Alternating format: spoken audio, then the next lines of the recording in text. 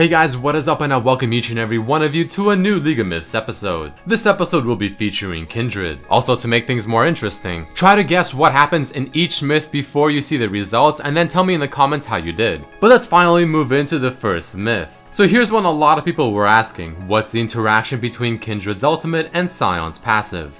So starting things off, as I end up killing the Sion and he goes into his passive form, I start auto-attacking his passive form state, put on my ultimate, but unfortunately for him, he can still die within it. I guess because he's already technically considered to be dead. But going off of that myth, does Kindred's ultimate guarantee Zack's passive blobs cannot die? So even though Sion's ultimate's interaction with Kindred's ultimate wasn't exactly what we expected, Zack's passive blobs on the other hand are pretty much what you would expect to happen. And you are simply unable to kill the blobs, almost guaranteeing that Zack's passive within this ultimate will finally reform Zack himself. Alright, well the third myth is asking, what if we do the similar interaction with things that are not necessarily considered champions? So to start things off, what's the interaction with Shaco's box and Kindred's ultimate? Well, since the box is not considered a living thing, it can actually die within the ultimate. But is the interaction any different with a Zyra plant? Well, as we begin to test it, as the plants do get formed within Kindred's ultimate, you can see that they do interact with the ultimate and they cannot die within it, which is very interesting. But what about Yorick's ghouls that he summons? As we begin to test it in this example right here, the ghouls do not interact with the ultimate and they die within it. But what about champion-like ultimates? So for instance, in this example, Yorick's ultimate. Evidently, you can see that it does interact with Kindred's ultimate and the ghost cannot die. And for demonstrational purposes, we're also going to be testing this with Mordekaiser's ultimate, and as he has the ghost of Yorick, I'm trying to kill it within my own ultimate, but it's not letting me. Moving on to the next myth, will Bard's ultimate affect Wolf when it is in W form on top of affecting Lamb?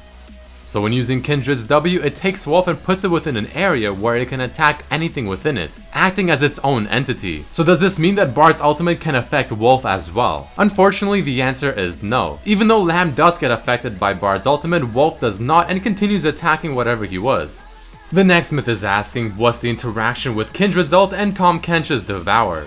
So I personally think this is one of the cooler interactions. So the test scenario is going to be as follows. I will get Vladimir to very low HP, use Ignite on him so that it'll kill him in about 2 or 3 ticks. But as that happens, I will use my ultimate and Tahm Kench will devour him as so. And what you should be noticing is that he is not dying to the Ignite while he's within Kindred's ultimate and inside Tahm Kench's stomach. But on the flip side, he does not get healed by Kindred's ultimate while he's within Tahm Kench's stomach. So he only interacts with half of the ultimate.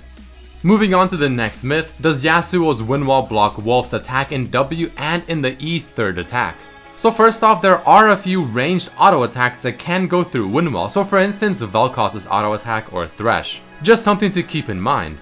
But let us start things off by testing the W ability first with the windwall, and of course as you see, the Wolf from the W ability goes right through the windwall and attacks Yasuo. Next we have the E ability where the initial part of the E ability can be blocked by windwall and not even apply the mark. But now let's test the actual third proc auto attack where Wolf flies at the target. And unfortunately for Kindred, it does get blocked by windwall, and it does not get treated as an auto attack similar to that of Vel'Koz or Thresh.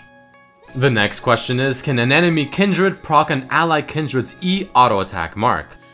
So here in the first example, you'll be seeing myself use my E ability on the Scuttle Crab and I auto attack the first time to proc the first mark, but as the enemy Kindred is also auto attacking it, it doesn't interact whatsoever with it, which is to be as expected. But what makes things a bit more interesting is that after I use my own E ability on Scuttle Crab and maybe even proc the first mark, if the enemy Kindred then uses their E ability on the Scuttle Crab on top of mine, it doesn't overlap and overtake my personal E ability and they cannot interact with it still until my E ability is done with the Scuttle Crab. So it seems like Riot has fixed this similar error that Vayne and Vi had with their own W abilities.